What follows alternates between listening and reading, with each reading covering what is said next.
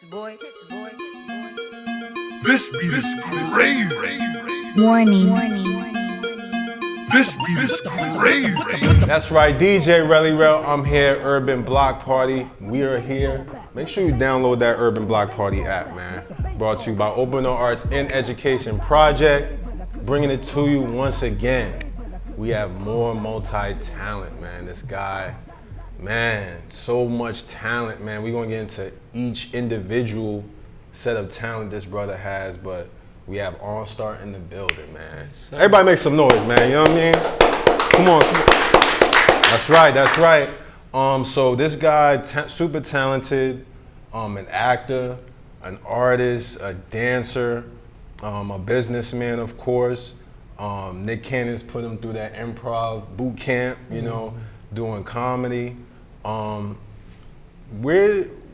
Where does your love for, you know, just to be creative and have all this going on? What was it first that got you? I would have to say just like the spirit, like, you know, God through my family, really. One of my biggest inspirations is my oldest brother. You know, he sing, dance, everything. You know, my second oldest brother is a comedian, super funny, always keep the family laughing. Sister, same thing. We all like, you know, we grew up watching, you know, Fresh Prince, Martin, listening to Jackson 5. The living room was like our stage. So y'all full on entertainers. Like, you can't even, I mean, the way I look at it, you know, just watching you when you come into the urban block parties and performing and talking to the kids, man, you can't really put you into one category. I've seen you flourish in literally everything you do. You know what I'm saying? Before we get serious though, man, like, did you get a chance to meet Kid and Play before you cut the hair? I did. I have a picture with them backstage at the BET Soul Train Awards.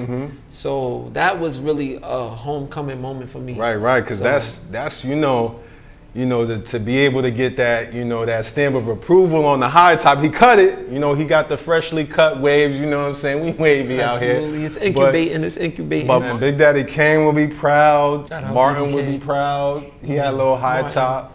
Wow, yeah. Who else? These are my heroes. Everybody you talking about, Will Smith, Martin, Big Daddy Kane, Kid and Play. Shout out Christopher Kid Reed. You know what I mean? Got him on speed dial. Good friend of ours connected us. Shout out Play as well. Can't wait to connect with him. I love his spirit, his energy. He's all in for God. I'm all for that because it leads back to the youth. But yeah, you know, all of these are tributes to the greats. Everybody I grew up watching in the 90s. All of them, everybody just named had impact. And that's one thing I respect about you, just noticing your respect for your elders, you know, in the hip hop, how hip hop you really are. Even in your movies, you know, Roxanne, you know what I'm saying, beautiful movie about a hip hop legend, Roxanne Shante. You was playing MC Shan and Wheels, you know, being a DJ, you know what I'm saying? I feel, you know, you gotta call me for Wheels too, you know what I'm saying? Yes, sir. You know what I'm saying? We could do the DJ carousel thing, you know what I mean? That's a big possibility. Hip hop at its finest, you know. I've seen you on stage with KRS. Talk about being on stage with the greats and getting honored and getting that stamp of approval from the greats and who you've worked with and been on stage with. Man, recently I have to shout out BDP's finest, you know, KRS-One. Seen that. It was a 5x5 tour, Adidas, and they was going to each borough, and you know, I showed up really as a extra hands and eyes just to assist. But of course, always ready to rock the mic at any moment because that's just what we do. That's hip hop. Hip hop, you know what I mean? But what also is hip hop is community. And a lot of people miss that part. Like, I feel like most people showed up just to perform, but the whole show is the run of show going through and how you can be an assistance in places that people didn't even know you could show up and like be of assistance at. Right. So I showed up early in the morning, like, you know, and KRS walked everybody through each station where stations were going to be set up, where things were going to be happening. And, you know, we call him teacher. Yeah. You know? Yeah, and he really walked us through all right, there's Blast gonna be a master. station here. There's gonna be a station here. You're gonna greet the people when the legends come. You know, if they don't have a pass, but you still see the swag, know it's hip hop, know it's where, know who they are, even if you don't know who they are. Respect how they coming. If they come correct, treat them as such. So that was such a class that name teacher doesn't come just because time went by. There's a lot of people that was around from the beginning, but they taught nothing. They learned nothing. They just was fans. And that's cool, being a spectator. But he was in the game. He's not only a fan of it, he's a student of it, and now he's the teacher. So him just, you know, closing out the show, rightfully so, and just deciding at the moment that he felt it to turn to me and be like, Arnstar. Like, how you know that? I ain't even post that yet. Arnstar. I ain't even post that. How do you know? I seen it on YouTube. Okay. Maybe last week, and I didn't even search it. I'm watching. You know, Wow. shout out 50 years of hip hop first and Whoa. foremost. I was floating through, you know, YouTube, doing my little, you know, YouTube, just moving around, just seeing what everybody was doing, the festivities, the performances, and then I'm watching the KRS, you know, Blast Master doing his thing in the Bronx on the Sedgwick on the block. And I hear Arnstar to the mic. I'm like, oh man. Hey, yo, Arnstar, step up. Check it. Wanna know why I spit it authentic? I was raised on 137 good Linux. I had to get it. Raised in King County. Check the birth certificate. Brooklyn Hall of same time. No, who wanna get with this? Wow. My guy getting ready to go crazy because I seen you get busy and freestyle. You know, let's start where hip hop started for you. Like, you know, how did you just get into hip hop and as a youngin? What was the things you seen in your neighborhood coming up, family, friends, you know, school? What was that experience that got you into hip hop? Yeah, let's start from the beginning. My dad just so happened to be one of the first East Coast poppers. Before hip hop got his name, he was already pioneering the movement. Shout out Kippy D, rest in peace. You know, he was a part of the IBM Boys, the writers group. Also the Rocksteady crew, legendary. You know what I mean? So I never got a chance to meet him. He passed away before I was born. Wow. Unfortunately, he had succumbed to gun violence. And so there goes my activism, there goes my art. And, you know, I searched for him to see who he is, and everything he was involved in at such a young age just so happened to be the culture of hip hop. So, you know, by the time it really clicks into my mind in high school, I knew what I was born for. But I would say like middle school, I fell in love with poetry at 12, and then by 13 the next year, everybody was rapping. Nobody was really writing poetry like that, so I jumped into rapping. Not necessarily connecting like rapping to hip hop just yet. So I was a fan and a student of it all. And, you know, it came to me in class. So to me, I treated it like school. You know what I mean? Study. My art teacher put on Style Wars when I was like 14, 15. Right. And I saw my dad on the screen, and I'm like, yo, that's my pops. And you know New Yorkers, no that ain't. Stop lying. So then I'm like, all right, hold on. So we paused it, and they like, yo, that look just like you. Oh. Yeah. And then like from there, I was like, yo, this is what I was born for. Like, Did you kind of see that, envision that when you seen it? Like, yo, that's my pops. He looks like me. I may have never met him, but I have this connection, and like I'm kind of like, talk to us about that experience, just seeing that in school, and then getting the reaction, and then, you know, what happens from there. yeah, everything that I just said, even the sound of the, like, you know, everybody like, oh, like the whole class did it. So to me, it sounded like a sound bath. Like it reverberated through my cells. Like it was almost like I realized that I could go Super Saiyan. Like in that moment, I was like, oh snap! Like it took off whatever level of ignorance of just you're just a kid and you're just figuring your way out, and you in the hood and you lost. All of that dissipated immediately, and it was just like you were born for this right here, to keep the integrity and to be what hip hop was created for: peace, love, unity, safely having fun. You know, that's what you're here for. Like if there's anything else, it'll come later. But right now, this is what I need you to focus on. Simultaneously, at the same time, I was being introduced to Light Feet. Oh man. And so that's the for me, it was like, I'm gonna be the representation of hip hop, but it's gonna come back reincarnated through the new movement of the sound, the dance, the production, the purity of Light Feet, because it just so happened to not be tainted at all. Still is not really tainted, and it's a transmutation tool, you know, to keep people in a positive space from such a negatively rich environment. We were just talking about, you know, you coming out and freestyling. I've seen you freestyle, you know, in person at events, just go crazy. Just like, when is he gonna stop? He gonna keep going. Okay, keep going then. Like, when did that, I feel like that started, like, where did that start for you? Just, was that a cafeteria thing, or you was on the block, or, you know, was there rap battles? You know, what was happening? It was every opportunity you could find. It was the lunch table. It was the corner on the block. It was always at home. One of my biggest, like, rap, hip hop inspirations, lyricist inspirations is Cassidy. And during that time, you know, I wasn't really able to go outside just yet. I was too young. I was right in that age where I knew what was happening, but I couldn't get outside just yet. Like, moms wasn't having it. I'm the last baby. I already explained what happened to my dad. So it was a lot of, like, you know, you know, protection, but nothing but the freestyles.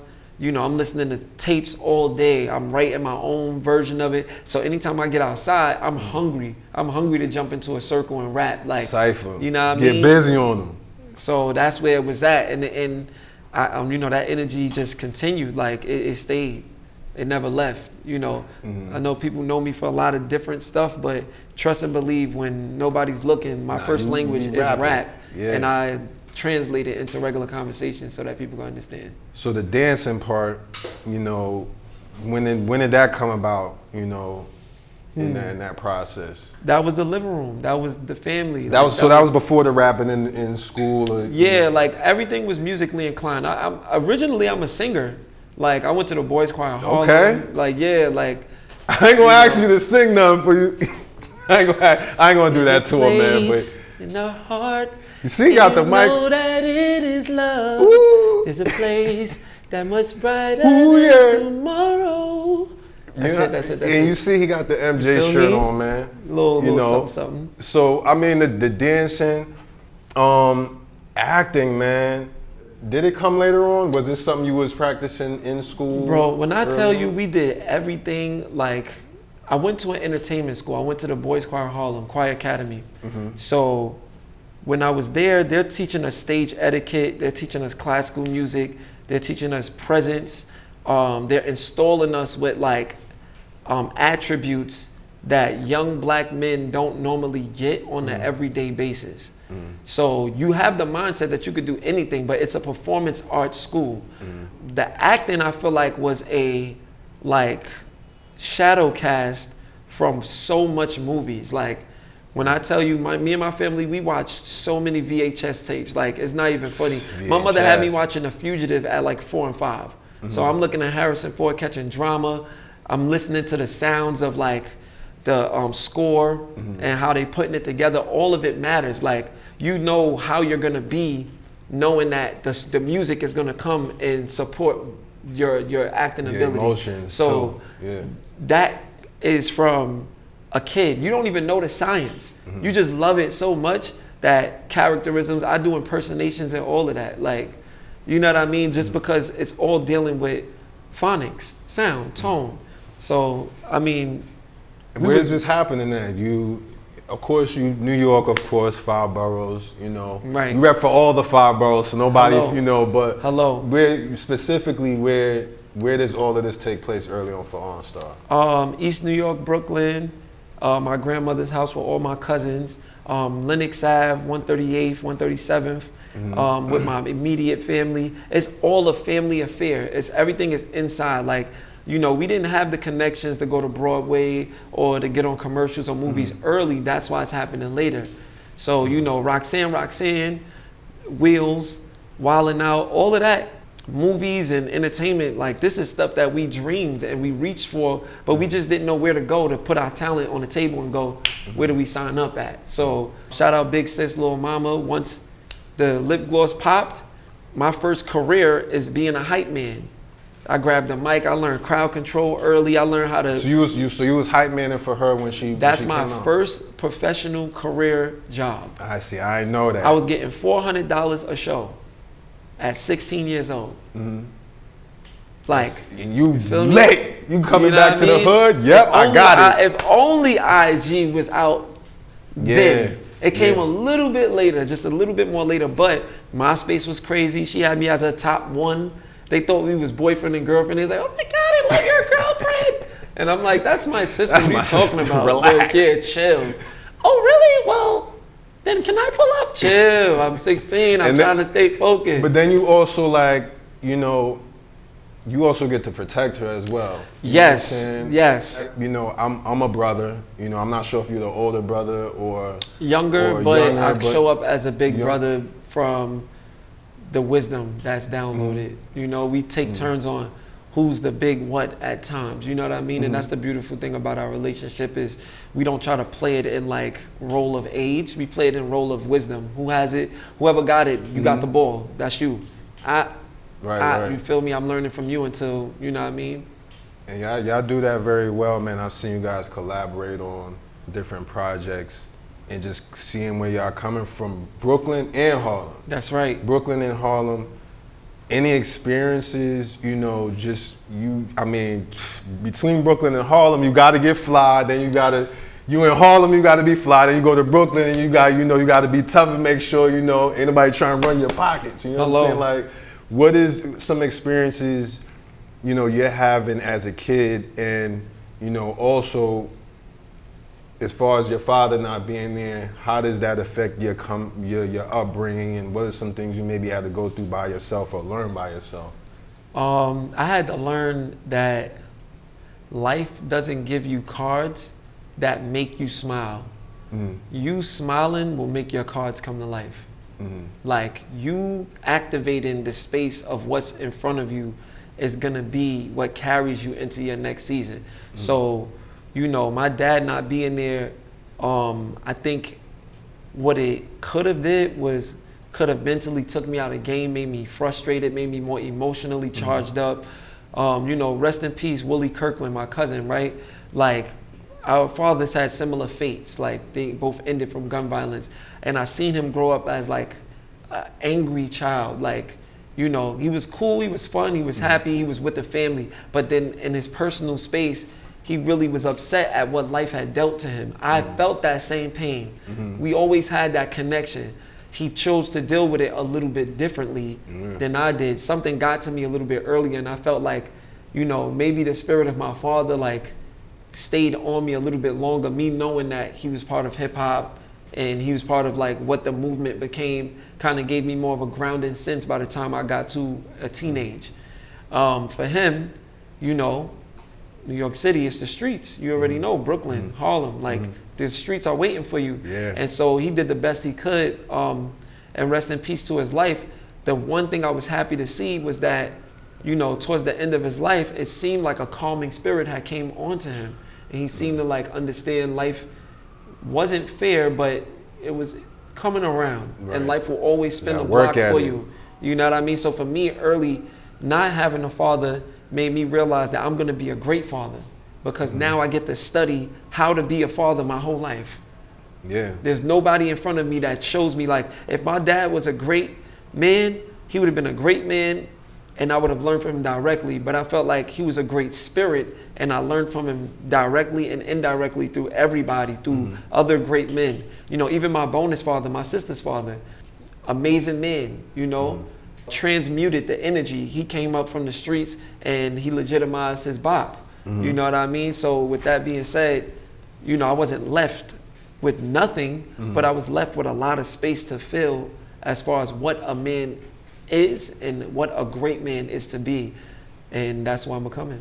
So, second, first part of the question, like, were there experiences in dealing with bullying? Because you know. Oh, yeah. Nah, of course. I mean, you know, thank God for my big brothers too. Like they was really on it. Like when it came to like just showing me hand skills and how to protect myself. Like earlier on, I was more of a fiery kid. Like I was ready to go early. But I also learned early too that, you know, a lot of conflict and a lot of, you know, violence separates a lot more than it brings together. So then I chose to make it a last resort than anything. So I'm like, all right, cool. I'm not gonna bully anybody, but I'm definitely not going to be bullied. Respect. Like at all. Like it's not happening.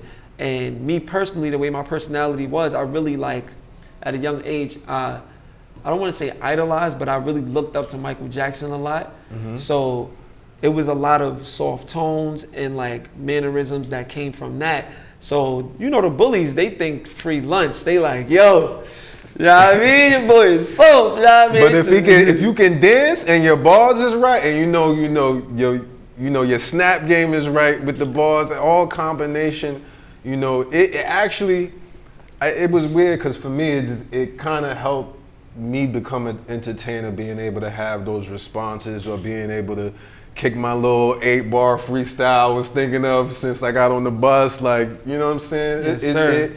Yes, It's weird how, you know, just how times have changed. You know, it's not as easy to get through those things, it feels like, anymore for the kids, you know. You've been performing with the Urban Block Party for some years. Absolutely. You know, you've been an incredible example to the children, speaking to them. You know, you take on that responsibility of being a teacher. You know, a lot of artists are like, hey, you know, I ain't no role model, you know. Like, nah, as soon as you pick up that mic, as soon as you have one fan, you're teaching somebody. You know what I'm saying? Talk to us about your experience with the Urban Block Party, your first experience. Do you remember your first show with us? It's been so long that It's been a lot of shows. the one thing I can remember is that it was in Harlem. I remember that it was right next to Manhattanville. Okay. I had on Urban Assembly for Future Leaders. there it go. So shout out to them. I had on my Puma suit with my Kangol hat.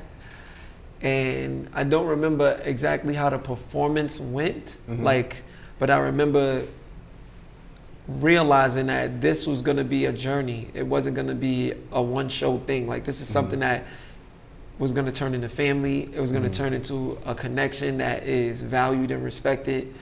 Up until then, there's been a lot of one and dones. You know, people, oh yeah, you know, good energy. And it's like, okay, cool. I'm gonna maintain my good energy.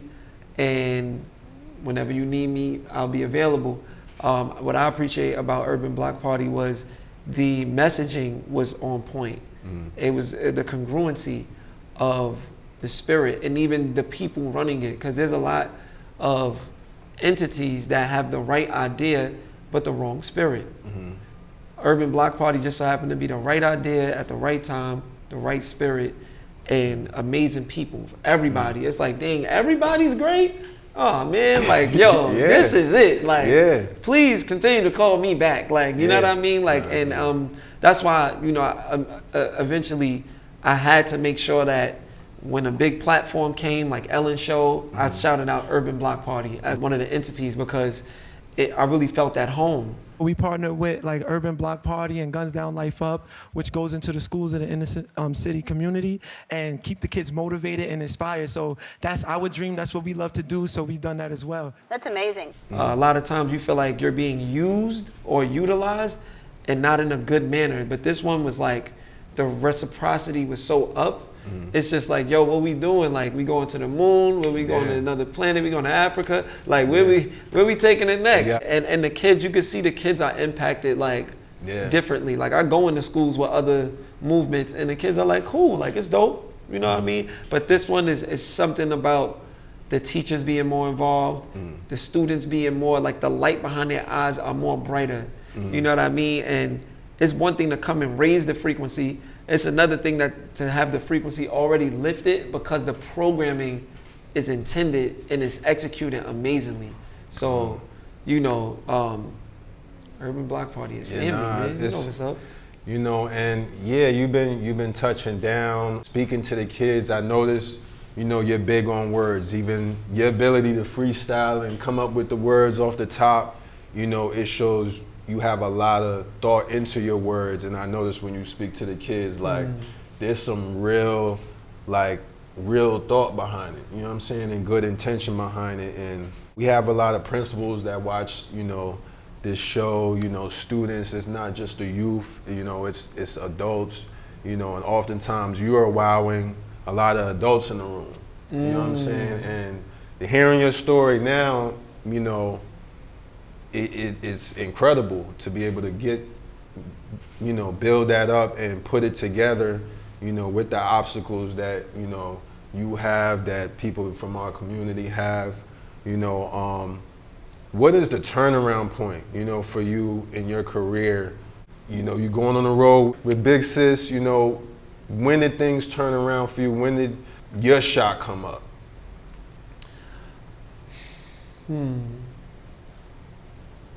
You know, I would say it happened in stages. Like, I feel like a lot of people are waiting for like a huge like bubble burst. And I feel like the industry has incubated a mindset of, you know, people overnight. Like, yo, you're almost there. Like, you're almost there. And it's like, almost there is from the person who's saying that. There is the person who's creating it in that moment. So I was there as a hype man. I was there as a songwriter behind the scenes. I was there as supporting the Light Feet movement dancing. I was there when the movie opportunity came for Roxanne. I was there when the McDonald's commercial came. I've been there. I've been showing up to the place called there. So I am that to be that. Like, it's just an attractive thing. So for me, it's like, I can't encapsulate such an amazing journey from one point, you know, wilding out. Nick Cannon called me. I could say I made it then. Like Nick Cannon, you know, DMs me. I'm in Miami. I'm on the beach vacationing. You know what I mean? I'm vacation up. You know Nick what I mean? called. I'm out of here. I'm on vacation. I'm sipping Mai Tais. Yeah, you know, beautiful young lady on the side of me, and I get a DM from Nick Cannon like, "Yo, come back to New York because." Yeah, you know what I mean? It's that time. Like, showtime. And I'm like, what did you see in me that I gave off that I wanted to do wilding out? Doesn't matter. It was already there. You're gonna come or not. Boom, made it to the workshops. What is that feeling like? Like, do you feel prepared? Do you practice? You know, is it a moment where like, yo, I've been practicing all my life, so I'm not even worried about this. I'm ready to go. Like, what? These opportunities, like, how do you feel when they happen? Like, how you prepare too? Like, you know what? I just thank God, yo. I thank God every single last time. And what I want to say is, you know, I thank God before it happens. Like, I'm dreaming before. Like, I feel like I'm a dream magnet. I feel like I think about something. I practice like interviews before they happen. Like, you know, I don't want to shout nobody out, but like, you know, I hear it in my head. Like, you know, right now we sitting next to, who am I speaking with? Who the guest today? Yeah, we got Arnstar in the building. Yeah, so what's going on, man? How you feeling today? What's that? And I'm like, yo, man, everything is good. How you feel? I'm doing that. Well, you got it on your hat, so we'll just shout out. Oh, yeah, that's right. Shout out Breakfast. You know so he gonna get a Breakfast Club. Breakfast Club. So, listen. Hey, Charlotte McGang. Hello. Holla at her. Charlemagne, are we live? You know what? Nick gonna set that up. Hello. Nick gotta set. Hey, maybe he'll find in the comments of his house. Hey, Rob never connect. Let me call him and connect. But that's my thing, is that it's already downloaded in my spirit. I already have the answers for their questions. I don't even know what they're gonna say yet. What is the experience? Because you know we all about anti-bullying, but wilding out is a situation where you know you gotta y'all snapping. You know, explain the difference between what you do and professionally, yes, you know, and actual bullying. Just walk us through that. Bullying comes at an impulsive nature. It's not thought out. It's not orchestrated until there's an emotion that comes that evokes the person or the group of people to the point where they feel like this is what they have to do. They feel like if they don't bully, they're going to be bullied, or they've been bullied so much that now they're on their bully and they're not getting off of it. So the difference between that and something like a Wildin' Out, where it's freestyle comedy, it's music, it's rap, is that we understand that when the cameras are off and before the cameras start, we are human beings. We respect each other, we honor each other. You know, life doesn't come where everybody is in a full-on agreement, but the one thing we're in agreement of is that we're gonna leave the jokes on the stage. When we get off stage, you know, the relationships we have is respectful, is of an honoring. It's, yo, you know, I said what I said back there, that ain't got nothing to do with real life. Like, you want some water, you want something to drink, you know what I mean? Like, we're comrades. Fans of each other, you know, and it's never like now I gotta continue this off. Like, you just gotta know when it's okay to joke, it's okay to snap. It's not okay to live life like you're just trying to one up everybody.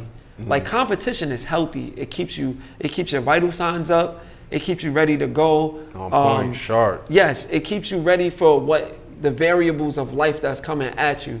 The trouble be when somebody feels like they have to be better than somebody else. You know, and this is where I gotta use you clowning you to get me points. Like, you can't, you know, you can't have swag on your own. You don't, you know, it's yeah. It's like you have to be down for me to be up. Like, perfect. You know, if I use my Will Smith voice, nobody is better than anyone else. You are you for a reason, and the universe has created you so that you can be you, and them will be them. But don't ever think that you have to be better than anyone else but you that was yesterday. That's it. As Will said that? With something like that. You know, you know what he says? He says, all of your dreams are on the other side of your fear. That's what he said. That's key. And he jumped out that helicopter into the Grand Canyon. Hello. I was like, Will, what you doing, man? Would you do something like that? Yes. You would? Yes, I would. Would I be scared, terrified? Absolutely, but I still do it. What's your fear level like? What is some things you're afraid of, if anything? I'm afraid of a lot, you know. I'm afraid of failure.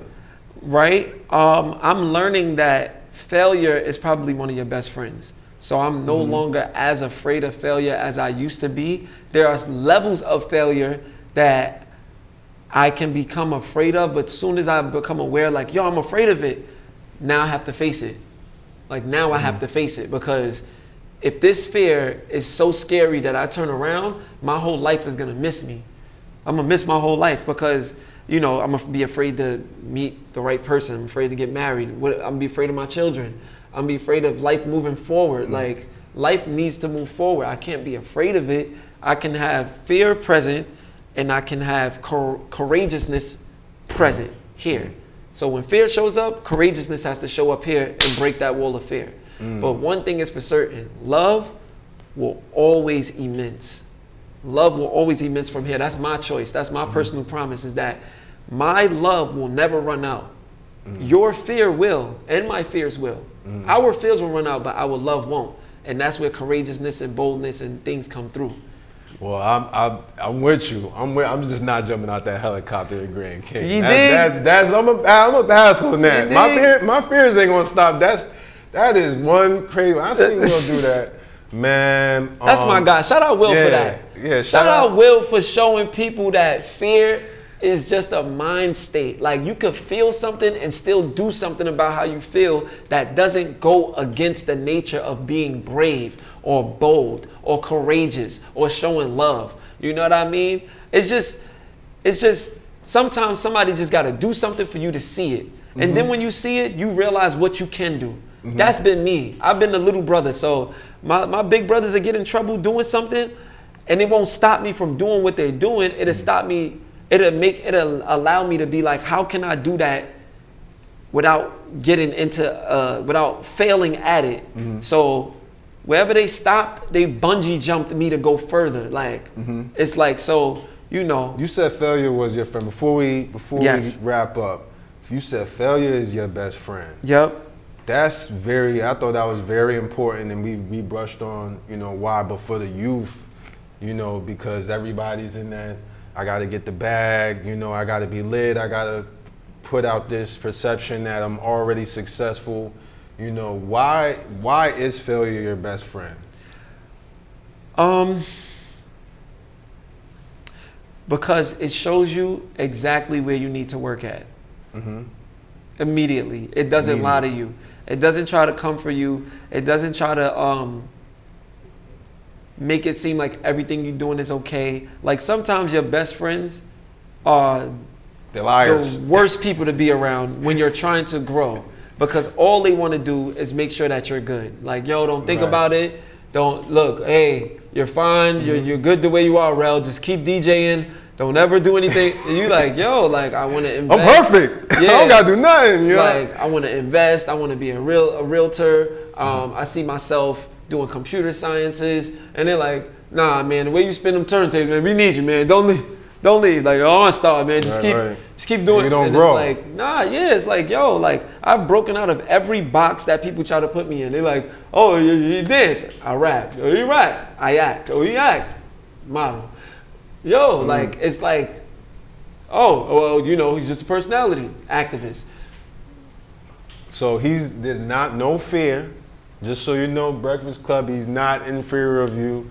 You know, he's ready. And this is, to be clear, this is BC, this is Breakfast Club and Light Feet. This is a group called BC. So shout out Crybaby Cozy. Shout out the squad, man. Shout out Crybaby Cozy, Breakfast Club, you feel me? Shout out Waffle Crew. You know, these are not gang signs, just so you know, to be clear. These are signs in terms of endearment. It's been in ancient civilizations since the beginning. You can go back. There's always been hand signs, hand mudras, finger yoga. You know, don't get it twisted. But, you know, just love. Yeah. Speaking on that, you know, your thoughts, we spoke about old school, about, you know, just getting an education on the culture, growing up, you know, watching videos, doing the knowledge. What is your thoughts on hip hop now, and what's good about it? If there's things you don't like, where can we improve on? If there's, you know, if you want hip hop culture, don't follow mainstream hip hop. Okay. If you want true hip hop culture, don't follow mainstream hip hop as a source, as a creditable source for hip hop culture. Mainstream hip hop is not a creditable source for real hip hop culture. You have to come to the teachers that are still in the streets working with the community. You have to do your history about how hip hop truly started and what it actually was intended for, which is peace, love, unity, and safely having fun. Everybody else is just utilizing the art form to benefit themselves, which is fine. We did create it to create a better way. With that being said, without a unique balance of understanding the culture aspect and the art that comes from the culture, you will be confused about what is sanctioned in hip hop culture and what is mainstream hip hop. Mainstream hip hop is not hip hop culture. It's not about peace. It's not about love. It's not about unity, and it's not about safely having fun, unless they're indeed talking about these things and displaying them as such. Man. That's the best way to break it down. I love everybody that's doing their thing. Continue doing your thing. This is not a knock to nobody, but to be honest and very clear, the hip hop community is taking their children back. It's protect the youth at all costs. We're not playing when it comes to the mind of the kids, and we're going into schools, we're going into the educational systems, we're going into the community centers. We're being what hip hop actually is. If you don't know that and you don't have a mind to support that, then you are poison and you got to get out of the way. And it's like that. It's like that. We come from the same streets, and we're not going to keep preaching the dark level of the spectrum. There's light levels of the spectrum that needs to be exposed at this point, and we're taking it upon ourselves. We don't care about getting signed. We don't care about a deal. We made a deal with God, and God is providing us. That's it. Can't be bought, man. You feel me? We're willing to partner with whomever sees the vision for the true culture of hip hop. All right? Money is to be made, but it's not God. It's in God we trust. So we trust God first. That simple. Arnstar, man, appreciate you, brother. Man, Urban Block Party, we are hip hop, you know what I'm saying? And we are tech too, you know, we got hip hop tech, you know, the Urban Block Party app. Y'all can scan this right here. You can download that yearbook app and the Urban Block Party app. We're gonna put that on the screen, you know what I'm saying? Let them know where they can follow you at, all the social media platforms, as well as what's happening. Let us know everything that's happening so the youth can support, so the schools, the principals, everybody, guidance counselors, teachers, you know, they be asking me where the events is at so they can pop up. So what you got going on, man? Absolutely. So right now, you know, you can follow me at Arnstar, ARNSTAR. The website, www.arnstar.online. YouTube.com/OnStar7 to come directly to my page. Please subscribe. We just getting content heavy right now. Okay. Like we're already performing. We're on writer's strike right now.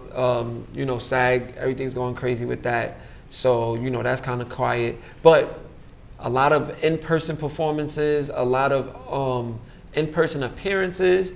And so, you know, the DMs is open.